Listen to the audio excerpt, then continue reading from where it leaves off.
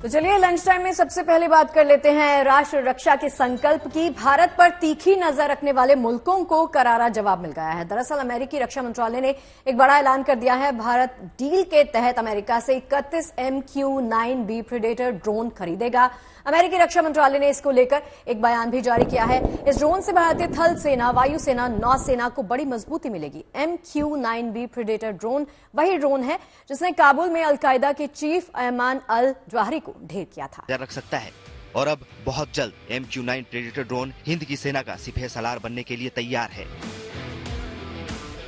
America ने इस drone को बेचने के लिए अपनी फाइनल हरी झंडी दिखा दी। अमेरिकी रक्षा मंत्रालय ने इसकी जानकारी दी। इस सौदे पर अमेरिकी संसद पहले ही अपनी सहमति दे चुकी है। इस डील के तहत भारत MQ-9 प्रेडेटर ड्रोन खरीद रहा है। इनकी संख्या 31 है, जो कि भारतीय थल सेना, वायुसेना और नौसेना को मजबूती देंगे। प्रेडेटर ड्रोन आधुनिक तकनीक की मदद से तैयार वो हवाई योद्धा है जो दुश्मन के इलाके में बड़ी खामोशी से दाखिल हो जाते हैं। एक बार इन्हें टारगेट दे दिया जाए तो ये उसकी तलाश में दिन रात उड़ान भर सकते हैं। इनका टारगेट चाहे जहां भी छिपा हो, ये उसे ढूंढ निकालते हैं। घने जंगल भी टारगेट को इन ड्रोन की नजरों से बचा नहीं सकते। भीड़ में मौजूद अपने निशाने को ये बखूबी पहचान लेते हैं।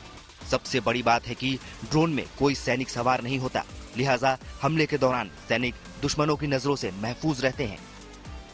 ड्रोन की ऐसी ही खूबियों की वजह से हिंद की नौसेना अनमैन्ड एरियल व्हीकल और अनमैन्ड अंडर वाटर व्हीकल अपने बेड़े में शामिल करने के लिए तेजी से काम कर रही है। दोनों देशों के बीच ये $3.99 बिलियन की डील है।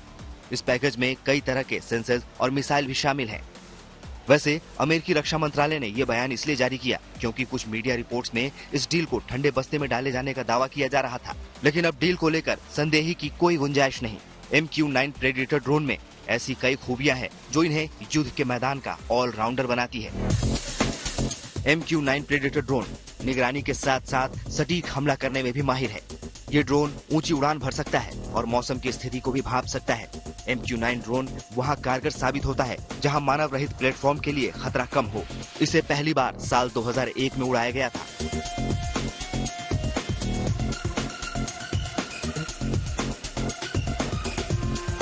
दुश्मनों से देश को महफूज रखने के लिए हिंदुस्तान अपने आसमानी सुरक्षा कवच को लगातार मजबूत बना रहा है। भविष्य की चुनौतियों को वक्त से पहले ही भांपते हुए हिंदुस्तान अपनी तैयारी पुख्ता करना चाहता है। यही वजह है कि सुरक्षा में आत्मनिर्भर होने के साथ साथ हिंदुस्तान विदेशों से भी आधुनिक हथियार खरीद रहा है। Bureau report, good news today.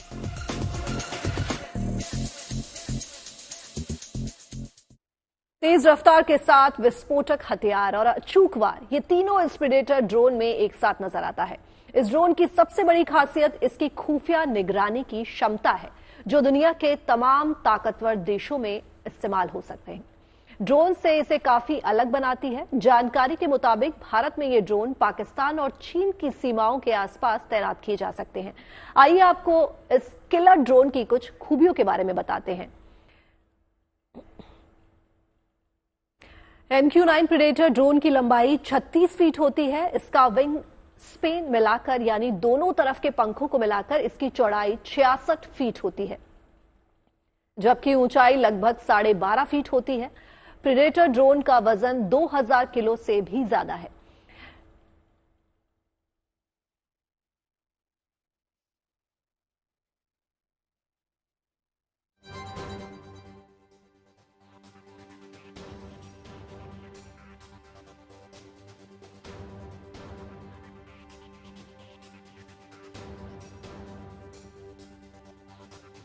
तो भारत पर तीखी नजर रखने वाले मुल्कों को करारा जवाब मिला है। दरअसल अमेरिकी रक्षा मंत्रालय ने एक बड़ा ऐलान किया है। भारत डील के तहत अमेरिका से 31 MQ-9B प्रेडेटर ड्रोन खरीदेगा।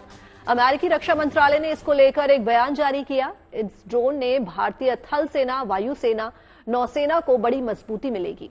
MQ-9B प्रेडेटर ड्रोन वही ड्रोन है जिसने काबुल में अलकायदा के चीफ अयमान अल जवाहिरी को ढेर किया था।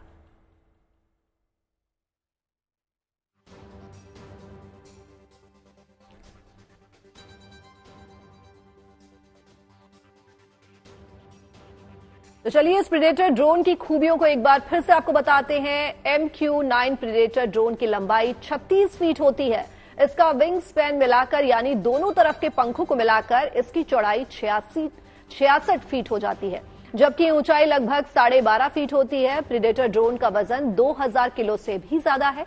इसकी फ्यूल कैपेसिटी यानी ईंधन क्षमता की अगर बात करें तो इसमें 1769 किलो ईंधन आ सकता है।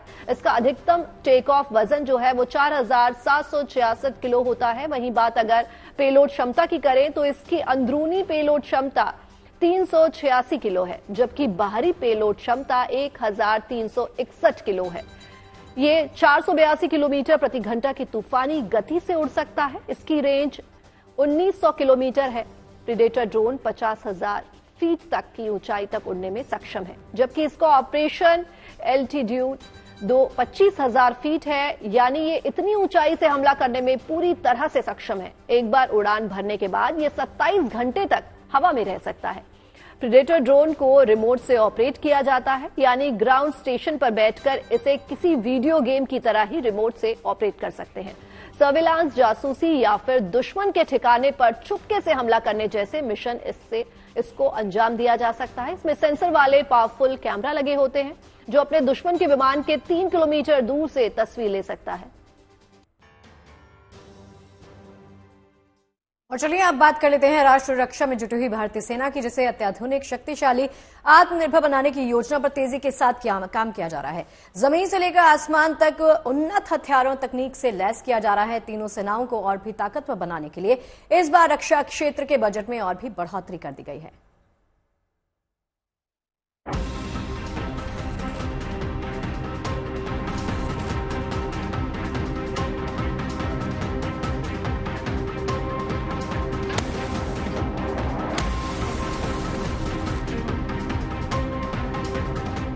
जमीन से लेकर आसमान तक अभेद्य होगी हिंदुस्तानी सीमा।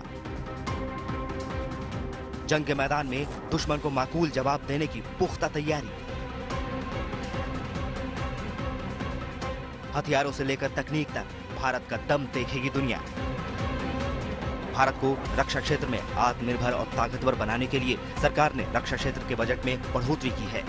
For our tech-savvy youth, अंतरिम बजट में रक्षा क्षेत्र को 6.2 लाख करोड़ रुपए आवंटित किए गए हैं। इसके साथ ही सेना नए तकनीकी युग में प्रवेश करने जा रही है। इसे डीप टेक तकनीक से मजबूती के साथ लैस किया जाएगा। ये साइंस और इंजीनियरिंग के गहन रिसर्च का ही एक रूप है। डीप टेक टेक्नोलॉजी यानी biotech, quantum computing, AI, robotics, advance material, green energy, advance computing, aerospace जैसे उद्योग, यानी विज्ञान को रक्षा के साथ जोड़कर देश को ज्यादा ताकतवर बनाने का प्लान है। बड़ी बात यह है कि ये सभी टेक्नोलॉजी देश में ही निजी कंपनियों के पास है। रक्षा मंत्रालय के मुताबिक सशस्त्र बलों को आधुनिक विशिष्ट प्रौद्योगिकी वाले घातक हथियारों, लड़ाकू विमानों, जहाजों, मानव रहित हवाई वाहनों, ड्रोन, विशेषज्ञ वाहनों से लैस किया जाएगा। मौजूदा MiG-29 के लिए उन्नत इंजन, परिवहन विमान C-295 और मिसाइल प्रणालियों के अधिग्रहण के साथ साथ मौजूदा सुखोई 30 बेड़े में आधुनिकीकरण होगा।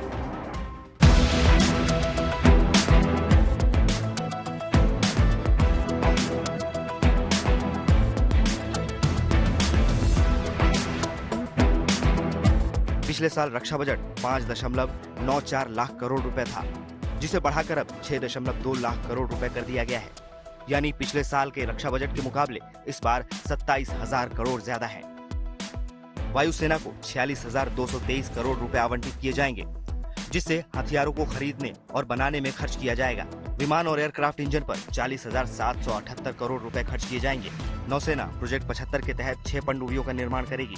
इसके लिए नौसेना को 23,800 करोड़ रुपए दिए जाएंगे। साथ ही 6,830 करोड़ डॉकयार्ड प्रोजेक्ट्स के लिए दिए जाएंगे। थल सेना को हथियारों को खरीदने के लिए 62,000 करोड़ दिए जाएंगे। हथियारों में आत्मनिर्भर होने के साथ साथ ही भारत ने रक्षा निर्यात में भी कदम रख दिए हैं। इस साल रक्षा निर्यात का लक्ष्य 35,000 करोड़ रुपए रखा गया है।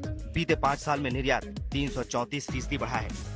चीन से मिल रही चुनौतियों के मद्देनजर भारत अपनी रक्षा तैयारियों में कोई कमी बाकी रखना नहीं चाहता। जंग के हालात में दुश्मन को मुंहतोड़ जवाब देने के लिए हमेशा तैयार रहना चाहता है। न सिर्फ हथियारों के मामले में बल्कि तकनीक में भी भारत पूरी तरह आत्मनिर्भर रहना चाहता है। इसके लिए डिफेंस रिसर्च में प्राइवेट कंपनियों की भागीदारी भी सुनिश्चित की जा रही है। अंतरिम रक्षा बजट में बढ़ोतरी इस लिहाज से अहम मानी जा रही है। Bureau report, good news today.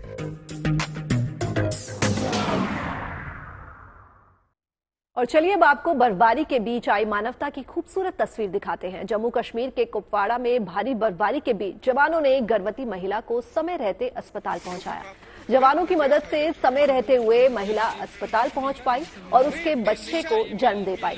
दरअसल हिमपात के कारण कुपवाड़ा के भीतरी इलाकों में ज्यादातर सड़कें बंद हो गई, जिससे वाहनों का आवागमन थम गया। ऐसे में आर्मी के जवानों ने महिला की मदद के लिए कदम आगे बढ़ाए और कंधे पर उठाकर महिला की मदद की और उसे सही समय रहते हुए अस्पताल पहुंचाया।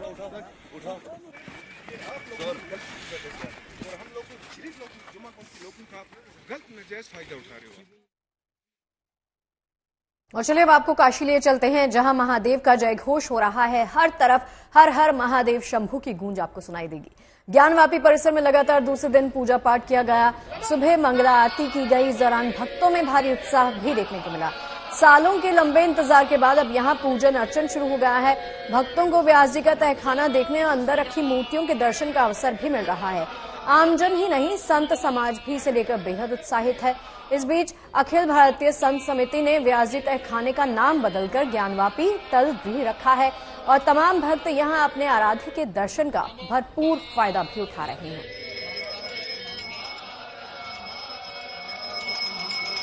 आज प्रातः 3:30 बजे के बाद मंगला आरती के बाद आम दर्शनार्थियों के लिए खोल दिया गया था।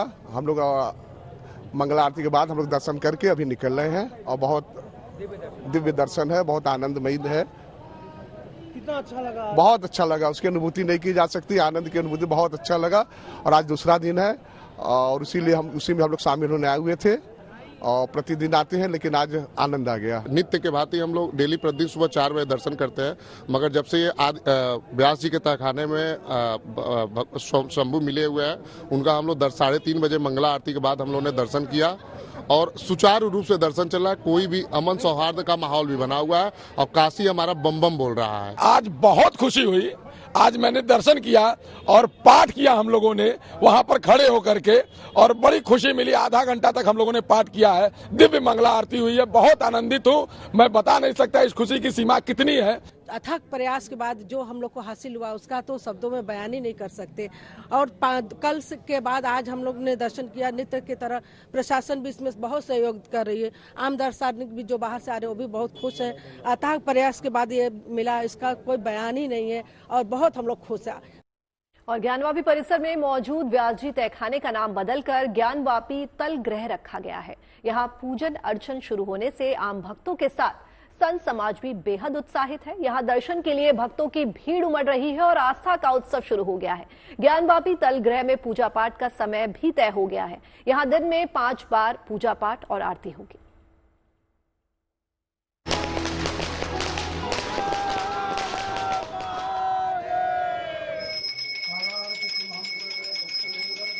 काशी भक्ति और आस्था का उत्सव मना रही है। व्यास जी के तहखाने के बाहर श्रद्धालुओं की लंबी लंबी कतारें हैं और हर हर महादेव का जय घोष हर ओर सुनाई दे रहा है। सालों के लंबे इंतजार के बाद अब यहाँ पूजन अर्चन शुरू हो गया है और भक्तों को व्यास जी का तहखाना देखने और अंदर रखी मूर्तियों के दर्शनों का अवसर भी मिल रहा है। आमजन ही नहीं, संत समाज भी इसे लेकर बेहद उत्साहित है। इस बीच अखिल भारतीय संत समिति ने व्यास जी तहखाने का नाम बदलकर ज्ञानव्यापी तल गृह रखा है और तमाम भक्त यहाँ अपने आराध्य के दर्शन का लाभ ले रहे हैं। आज से पहले आप इसे जिस नाम से कि तहखाना, ये उर्दू का शब्द था, आज से श्री काशी विद्वत परिषद ने इसको बदल दिया। इसका नाम है ज्ञानवापी तल गृह। इस शब्द से ये तहखाना जाना जाएगा और बाबा विश्वनाथ का पूजन अर्चन, उसके अंदर 8 मूर्तियां हैं।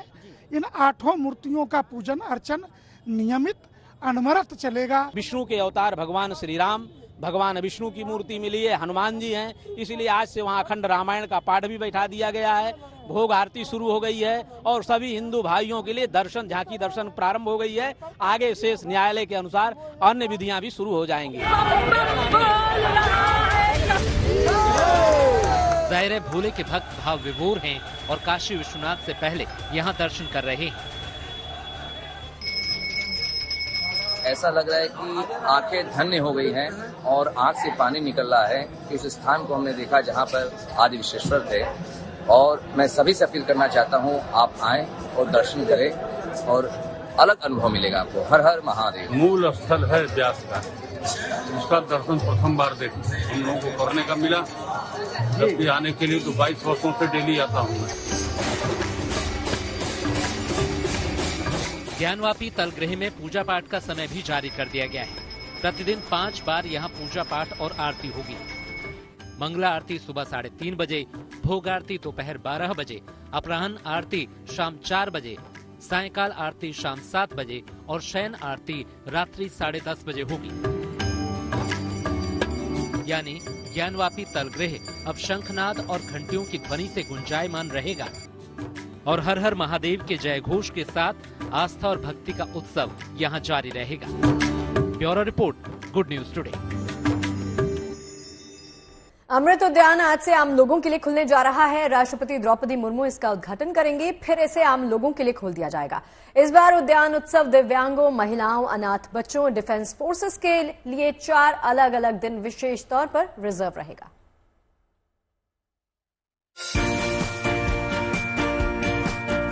कुछ पल सुकून से बिताना है, फूलों से दोस्ती करनी है तो तैयार हो जाइए।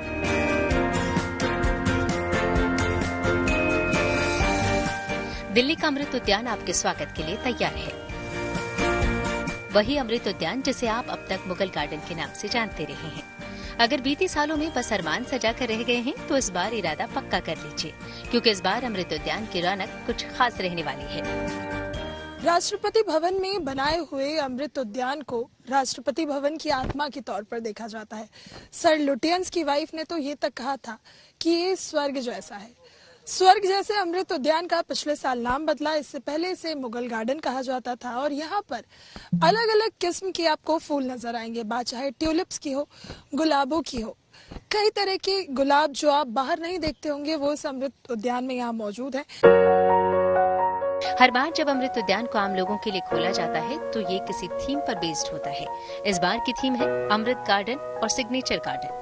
हर बार की तरह यहाँ लॉन्ग गार्डन में आप रंग बिरंगे शोख गुलाबों की खुशबू से सराबोर होंगे, तो वहीं सर्कुलर गार्डन में ट्यूलिप के हजारों रंग आपका मन मोह लेंगे। इस बार ट्यूलिप को इस तरह से लगाया गया है कि सुबह सूरज की पहली किरण पड़ने से लेकर जब शाम ढलेगी तब तक ट्यूलिप खिलने का सिलसिला जारी रहेगा। यानी आप सुबह आए या शाम खिलते हुए ट्यूलिप को देख सकेंगे। इसके लिए आपको कोई भी एंट्री फीस नहीं देनी होगी। आप प्रेसिडेंट ऑफ इंडिया की वेबसाइट पर जाकर आसानी से रजिस्ट्रेशन करा सकते हैं।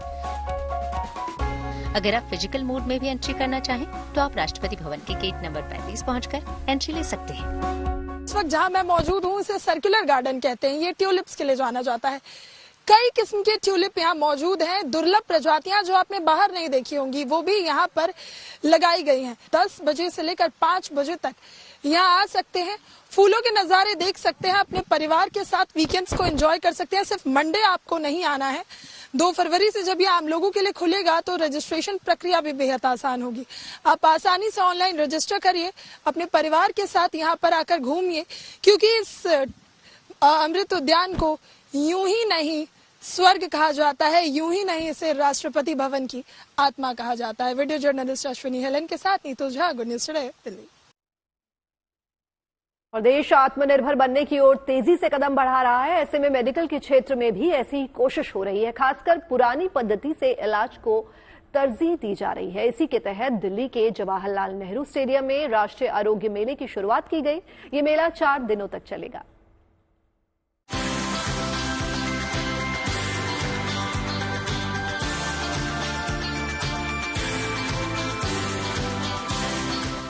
खेल के मैदान में दवाओं का बाजार सजा है। वो दवाएं जो देश की विभिन्नताओं को दिखाती है, वो तरीका जो भारतीय चिकित्सा उद्यति को गहराई दिखाती है। इस मेले का उद्घाटन केंद्र आयुष मंत्री सर्बानंद सोनोवाल ने किया। इसमें आयुष की सभी चिकित्सा पद्धतियों के स्टॉल लगाए गए हैं, जहां निःशुल्क स्वास्थ्य परामर्श की सुविधा भी मिल रही है। इस मेले का मकसद आयुष से जुड़ी चिकित्सा पद्धतियों को लेकर लोगों को जागरूक करना है।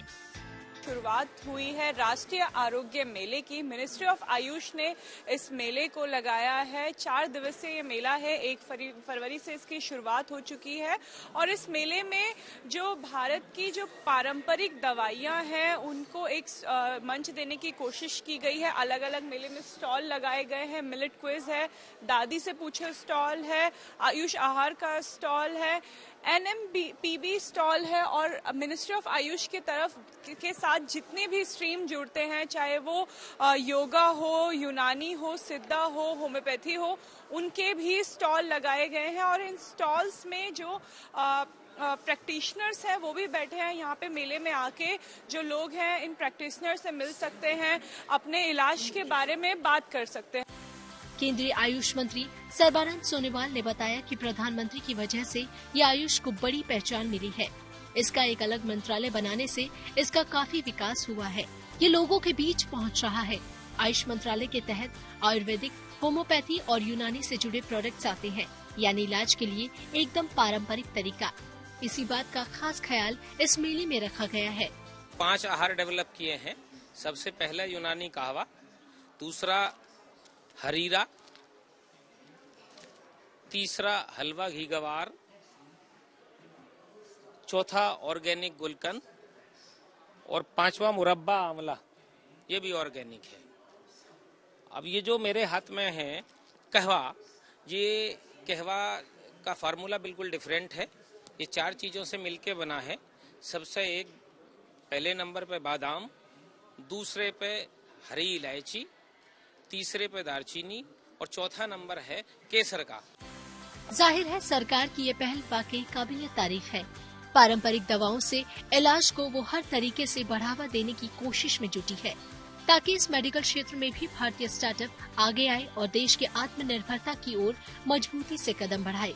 दिल्ली से अनामिका गौर के साथ ब्यूरो रिपोर्ट। और अब बात पेटीएम की। पेटीएम पेमेंट्स बैंक को लेकर आरबीआई के आदेश पर बड़ी उलझन पैदा हो गई है, तो हम आपको बताने जा रहे हैं कि हकीकत क्या है।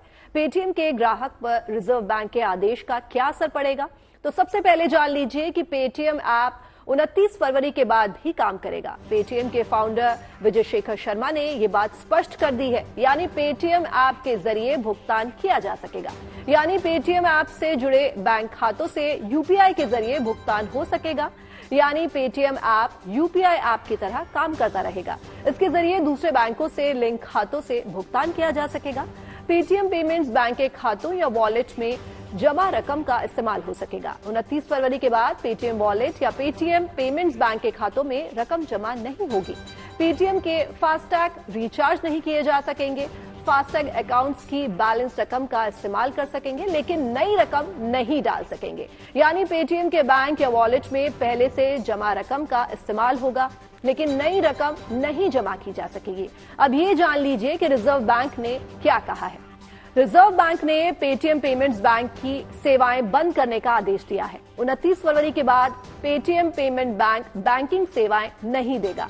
पेटीएम पेमेंट बैंक कोई नया ग्राहक भी नहीं जोड़ सकेगा। इसके साथ ही पेटीएम पेमेंट बैंक 29 फरवरी 2024 के बाद किसी भी ग्राहक खाते, वॉलेट और फास्टैग में डिपॉजिट, टॉप अप स्वीकार नहीं कर पाएगा। सेविंग बैंक खाते, करंट अकाउंट्स और फास्टैग समेत अन्य खातों में पहले से जमा रकम को निकाला जा सकेगा या फिर इन खातों में जमा रकम का इस्तेमाल बिना रोक टोक के किया जा सकेगा।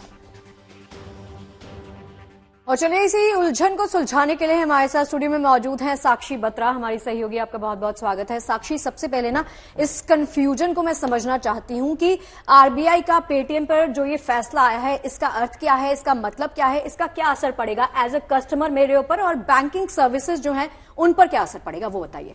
बहुत सही सवाल आपने पूछा है शगुफ्ता, क्योंकि कहीं ना कहीं देखा जाए तो सभी लोगों के ऊपर ये उलझन बनी हुई है। आप जानती हैं कि भारतीय कितने सारे लोग ऐसे हैं जो कि पेटीएम का ऐप इस्तेमाल करते हैं। अब सबसे बड़ा सवाल यह है कि क्या पेटीएम का ऐप बंद होने वाला है? ऐसा कुछ नहीं है। सबसे बड़ी क्लैरिटी यही है कि आपका जो ऐप है ये पूरी तरीके से चालू रहेगा, इसमें किसी भी तरीके की आपत्ति नहीं आएगी। और जो आपका यूपीआई पेमेंट आप जो करते हैं पेटीएम के जरिए, ये सुरक्षित आप करते रह सकते हैं। कहां पर प्रॉब्लम है? पेटीएम का एक एसोसिएट कंपनी है पेटीएम पेमेंट्स बैंक, जिसके ऊपर आरबीआई ने ये रिस्ट्रिक्शंस लगाए हैं। क्या रिस्ट्रिक्शंस लगाए हैं? फरवरी 29 के बाद ना ही वो केवल लोगों को ऑनबोर्ड कर पाएंगे, नए कस्टमर्स नहीं ला पाएंगे। जो लोग इस बैंक का इस्तेमाल करते हैं, जिनके पास इसका अकाउंट है, उनके लिए ये सतर्क होने वाली खबर है, क्योंकि 29 फरवरी के बाद आप इसमें रखा हुआ जो पैसा है पहले ही निकाल लें तो ज्यादा बेहतर है। आप उसे बाद में भी इस्तेमाल कर सकते हैं, लेकिन इसका कोई फ्यूचर नहीं है, क्योंकि पेटीएम का पेमेंट बैंक अपनी सर्विसेज पूरी तरीके से खत्म कर रहा है। अक्सर अगर हम देखें तो बहुत सारे पेमेंट्स बैंक के लाइसेंसेस पिछले कुछ साल में आरबीआई ने बहुत सारे ऑनलाइन कंपनीज को दिए थे, जिसमें से पेटीएम भी एक था। लेकिन कुछ कंप्लायंस इशू होने की वजह से अब आरबीआई ने ये स्ट्रिक्ट फैसला लिया है कि पेटीएम को अपना पेमेंट्स बैंक पूरी तरीके से सर्विसेज इसकी बंद करनी होगी। और खासतौर पर अगर उस बैंक से लिंक्ड आप अपना फास्टैग का पेमेंट करते हैं, अगर उसके जरिए आप कहीं पर भी अपना रिचार्ज कराते हैं, तो वो आप नहीं कर पाएंगे। बेहतर है पेमेंट्स बैंक में अगर आपका कुछ पैसा है, जैसे आप किसी भी और बैंक में इस्तेमाल करते हैं, कोई भी और बैंक है आपका, आप वहां पर शिफ्ट कर लीजिए, वो बेहतर रहेगा, क्योंकि पेमेंट्स बैंक अब नहीं काम करेगा। साक्षी, ये बताओ कि यूपीआई से लिंक्ड जो तमाम हमारे अकाउंट्स हैं, उन पर कोई असर पड़ेगा इसका या फिर नहीं? हमें कोई वरी करने की जरूरत नहीं है? बिल्कुल भी जरूरत नहीं है वरी करने की, क्योंकि अब आप देखिए, पहले तो ये जो फैसला आया है ये वॉलेट को लेते हुए है। मान लीजिए जो पहले इस्तेमाल होता था, जब तक यूपीआई नहीं आया था तब लोग वॉलेट्स का इस्तेमाल ज्यादा करते थे। अब तो क्यूआर कोड से स्कैन किया और पेमेंट हो जाता है। आप जब पेमेंट करते हैं वो 3 चीजों से लिंक्ड होता है, या तो आपके डेबिट कार्ड से लिंक होगा, या क्रेडिट कार्ड से लिंक होगा जो कि हाल ही में अलाउ किया गया है, या फिर आपके बैंक अकाउंट से लिंक होगा। तो अगर आप कोई भी यूपीआई ऐप इस्तेमाल करते हैं, फोन पे, पेटीएम, गूगल, भीम, तमाम वो अगर आप यूपीआई ऐप्स यूज करते हैं, आप उसे कंटिन्यू यूज कर सकते हैं, इवन पेटीएम को यूज कर सकते हैं, क्योंकि अगर ये 3 एक्सटर्नल चीजों से लिंक्ड है, डेबिट कार्ड, क्रेडिट कार्ड या फिर आपका कोई और बैंक अकाउंट, पेटीएम का पेमेंट बैंक से आपका लिंक नहीं होना चाहिए। केवल तभी इशू है, किसी भी और सिचुएशन में आप कंटिन्यू कर सकते हैं अपने पेमेंट्स ऐप। तो साक्षी, अगर सर्विसेज की हम बात की जाए तो हमें कौन सी सर्विसेज हैं जो पेटीएम में मिलेंगी और कौन सी सर्विसेज हैं जो हमें पेटीएम में अब नहीं मिलेंगी? पेटीएम से आप लगातार जैसे पेमेंट करते थे, आप वो करते रह सकते हैं। आपको कोई भी अड़चन नहीं आएगी किसी भी तरीके के सर्विसेज में। आज ही विजय शेखर शर्मा ने सुबह अपने ट्वीट में ये कहा है कि जो भी पेटीएम यूजर्स हैं उनको कोई चिंता करने की जरूरत नहीं है।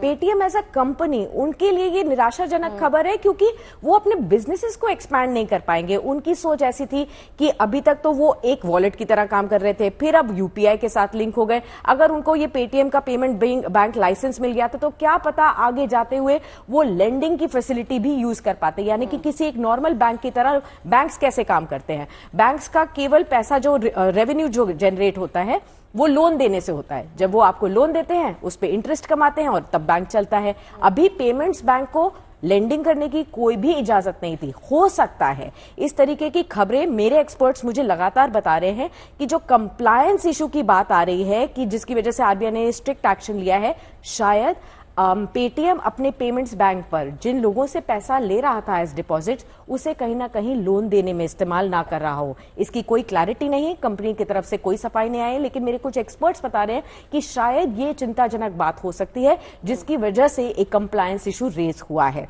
आपका पेटीएम वैसे ही काम करेगा जैसे करता था। विजय शेखर शर्मा ने खुद आज अपने ट्विटर पर यह डालकर बात कही है, लेकिन पेटीएम का पेमेंट बैंक नहीं काम करेगा। वहां पर अगर आपका कुछ डिपॉजिट है तो मैं क्लियरली आपको कहूंगी आप अपना पैसा वहां पर निकाल लें। इसी से जुड़ा हुआ मेरा सवाल था, जब से साक्षी खबर पूरी सर्कुलेट हुई है ना, बहुत सारे ट्वीट्स मैंने पढ़े, तो ट्वीट्स के जरिए ही लोगों के कुछ सवाल थे वो मैंने शॉर्ट लिस्ट किए हैं। उसमें उन्होंने यही वॉलेट वाली जो बात है ना, ये बहुत ही क्लियरली और बहुत ही कंफ्यूजिंग है आम लोगों के लिए। एज अ कस्टमर मैं भी समझना चाहती हूँ, क्योंकि मैक्सिमम मेरी ट्रांजेक्शन्स पेटीएम के साथ ही जुड़ी होती हैं डेली और रोजमर्रा की जिंदगी में। उन्होंने कहा कि बचत खाते जो हमारे हैं, जो हमारे वॉलेट्स हैं, जो हमारे फास्टैग जैसे आपने जिक्र किया, उसमें जो हमारी जमा राशि है, अगेन उस पर कोई असर, बिल्कुल असर नहीं। तो आप समझ लीजिए दो चीजें हैं। अगर आप फास्टैग में पैसा पेटीएम के पेमेंट बैंक से रखते हैं तो आपको चिंता करने की जरूरत है। अगर आप किसी भी और बैंक से अपने फास्टैग को रिप्लेनिश करते हैं तो आपको चिंता करने की जरूरत नहीं है। सेम वे पेटीएम का वॉलेट,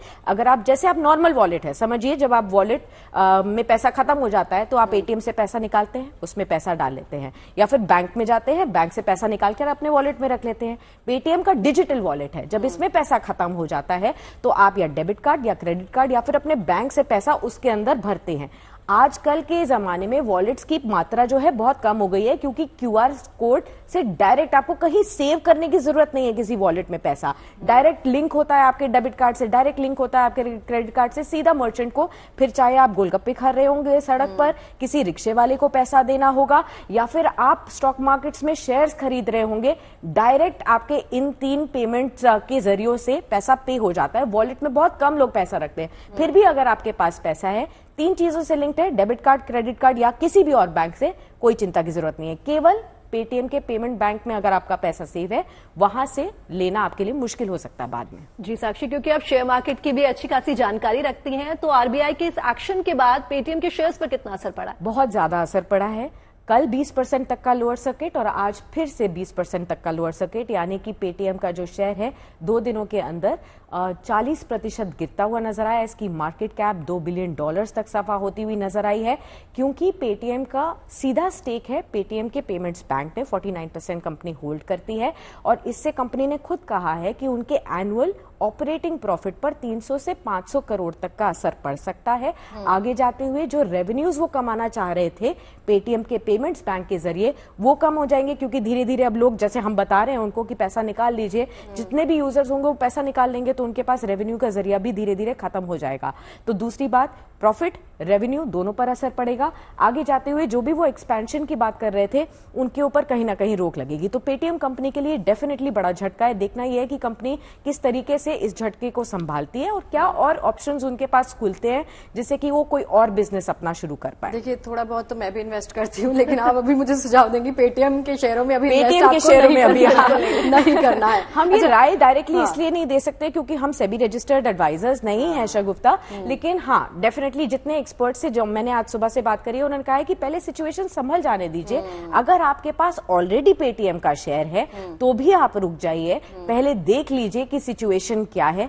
हबड़ में निकालिए भी मत पैसा, और इस समय सोचिए भी मत कि 40% गिर गया तो मुझे तो बड़ा फायदा हो जाएगा, मैं 480 रुपए के प्राइस पर पेटीएम का शेयर खरीद लूंगा, क्योंकि बहुत सारे ब्रोकरेज हाउसेस ने डाउनग्रेड करना शुरू कर दिया है। पहले उनका टारगेट था कि 1000 रुपए के आसपास वो पेटीएम का शेयर देखते थे, अब सीधा 500 रुपए कर दिया। इससे भी नीचे आ चुका है स्टॉक। कितना और नीचे जाएगा अभी इसकी कोई क्लैरिटी है नहीं। लगातार 2 दिनों से सर्किट लगा है, तो दूर रहें तो ज्यादा बेहतर है। साक्षी, एक और चीज ये भी बताओ कि पेटीएम के जरिए तमाम लोगों ने लोन भी ले रखा होता है, तो लोन लेने वालों को रीपेमेंट्स करना होगा या नहीं करना होगा? उनके लिए क्या है? बेसिकली यही मैं बताना चाह रही हूँ कि पेटीएम के पेमेंट बैंक को कोई भी इजाजत नहीं है लोन देने के लिए।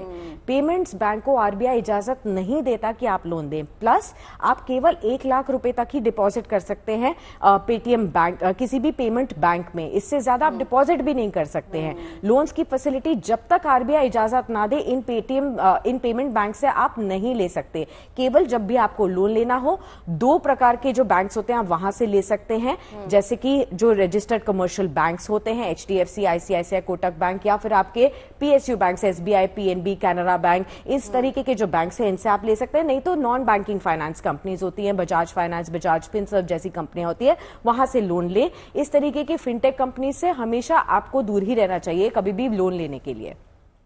साक्षी, एक और चीज मैं यही पढ़ रही थी, किसी ने और एक सवाल पूछा है, वो ये कि as a shopkeeper, as a दुकानदार, है ना, जिन लोगों के पेटीएम अकाउंट्स में वो पैसा रिसीव करते हैं, पेटीएम पेमेंट्स अकाउंट बैंक की मैं बात कर रही हूँ जहां पर पैसा रिसीव होता है, वो पेमेंट रिसीव कर पाएंगे या उनके लिए एक बहुत बड़ा झटका है इसका? हाँ, पेमेंट्स बैंक अगर आप इस्तेमाल करते हैं, उसमें अगर आप डिपॉजिट लेते हैं तो आपके लिए डेफिनेटली एक झटका है। बहुत आसान तरीके से आपको समझाती हूँ। जब तक पेटीएम एज अ वॉलेट काम कर रहा था, एज अ यूपीआई ऐप काम कर रहा था, तब तक तो चीजें ठीक थी। फिर जब पेटीएम ने पेमेंट्स बैंक का लाइसेंस लिया आरबीआई से और आपको ऑप्शन देना शुरू कर दिया, मान लीजिए आप ओला या उबर यूज करती हैं अपने रोजमर्रा की जिंदगी में, तो पहले आप पेटीएम को लिंक करती थी अपने डेबिट कार्ड से या फिर क्रेडिट कार्ड या फिर अपने बैंक अकाउंट से। फिर पेटीएम ने आपको ऑप्शन देना शुरू किया कि आप हमारी सर्विसेज यूज कर लीजिए, किसी और बैंक की जगह हमारे पेमेंट्स बैंक से आप इस्तेमाल कर लीजिए और पैसा रख लीजिए। यहां पर दिक्कत शुरू हो रही है। जो उनका पेमेंट्स बैंक है ये आप मत इस्तेमाल कीजिए। अगर आप एज अ मर्चेंट, आप as a shopkeeper payments bank में पैसा रखते हैं निकाल लीजिए, क्योंकि क्लैरिटी अभी नहीं है आगे इसका क्या होने वाला है। We do not have any clarity, क्योंकि पेटीएम की कंपनी की तरफ से उन्होंने बोला है कि हम चैलेंजेस को ओवरकम करेंगे। क्या आगे वो ऑप्शंस है उनके पास, ये भी नहीं बताया है उन्होंने अपने कल के इन्वेस्टर्स कॉल में। इसलिए लेकिन अगर आप उसको एज अ यूपीआई ऐप इस्तेमाल करते हैं, जो आप देखते हैं हमेशा क्यूआर कोड उसमें स्कैन करके उनको दे दिया, लेकिन वो यूपीआई उनके बैंक अकाउंट से लिंक्ड है, किसी भी और बैंक अकाउंट से, तो उनको कोई चिंता करने की जरूरत नहीं है। चलिए, बहुत ही आसान शब्दों में आपने समझा दिया, क्लैरिफाई कर दिया कि हमें in short as a customer कोई चिंता करने वाली बात नहीं है, जैसे हम कर रहे थे वैसे ही कर सकते हैं। ये जो बैन लगा है वो है सिर्फ पेमेंट्स बैंक के ऊपर, ना कि ऐप के ऊपर। ये क्लैरिटी हमें मिल गई है। तो बहुत बहुत शुक्रिया साक्षी इस पूरी बातचीत के लिए और हमारे साथ जुड़ने के लिए।